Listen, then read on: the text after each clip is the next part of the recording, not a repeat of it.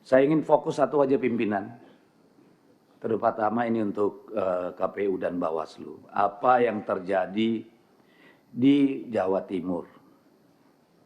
Sudah disampaikan dan belum ada respon setahu saya sampai hari ini. Anomali yang kita temukan berdasarkan data Sirekap. Jumlah pertama, ini sudah disampaikan. Mungkin Bapak-Bapak sudah punya jawabannya. Jumlah pemilih di TPS mencapai 90% DPT dan bahkan 100% DPT di 2.800 TPS. 2.801 TPS. Ini selisih antara paslon 02 dan 03 itu 637.000. Jadi 90 sampai 100% DPT di 2081 TPS berdasarkan data yang Bapak-Bapak tampilkan di layar Sirekap Bapak itu. Persentase terbesarnya di Sampang, Pamekasan, dan Bangkalan. Di Sampang terdapat 9 desa, jumlah pemilih semua TPS-nya mencapai 100% DPT. Semua orang Indonesia tahu, namanya Madura itu mungkin 30% lebih penduduknya itu ada di luar daerah, Pak. Cuma rumahnya atau keluarganya yang ada di kampung.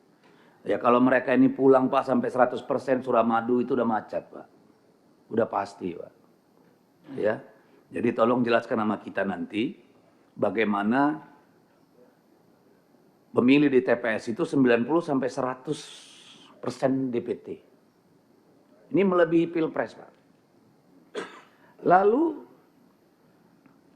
jumlah pemilih 03 di TPS, 03 itu Ibu Risma, itu kurang dari 30 suara, bahkan 0 suara di 3.637 TPS. Keren banget. 0 suara di 3.637 TPS.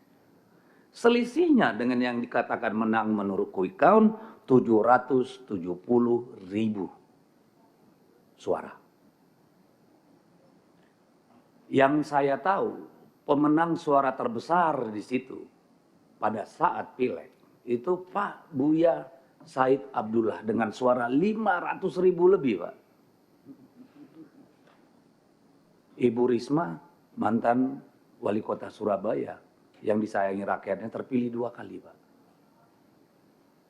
PDI Perjuangan di sana meraih suara 500.000 juta lebih di 3 kabupaten ini. Apakah ada secara teori maupun empirik bisa dapat 0 suara di 3.637 TPS? Di bawah 30. Pengurus partainya aja udah berapa? Kan ini anomali. Ini terutama di Sumeneb, Sampang, dan Pamekasan. Nah, yang kecil-kecil nih itu daerah Madura. Kita tidak bisa mencari kabupaten lain karena pada H+1 jam 12 Sirekapnya ditutup. Mati itu barangnya, Pak. Sehingga kita nggak bisa crawling. Terakhir yang kita temukan itu pemilih Pilgub lebih besar dari pemilih Pilbub dan Pilwali, selisihnya melebihi DPTB di 194 TPS. Jadi orang datang hanya nyoblos bupati, wali kota, gubernurnya kagak nyoblos. Is that make sense? Masuk akalkah itu? Kita tidak punya data lain karena Sirekapnya ditutup. Padahal KPU berpresentasi di sini bahwa ini barang lebih bisa diandalkan daripada pada waktu Pileg Pilpres. Bagaimana menjelaskan ini, Pak? Kalau kami hitung tadi, yang pemilih Pilbub Pilwalinya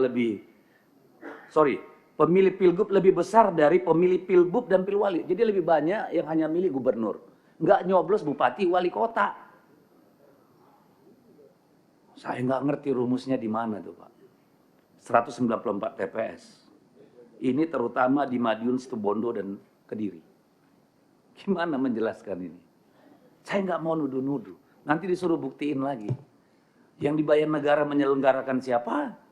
Kita anggota dewan adalah fungsi pengawasan, kita yang disuruh buktiin. Makin kebalik-balik logika politik sekarang ini. Jadi saya nggak menyalahkan Bapak Ibu. Makanya tadi saya bilang nanti kalau kita evaluasi apa yang perlu diperbaiki, Pak. Capek kita kalau selalu berurusan dengan kayak begini. What be gone lah.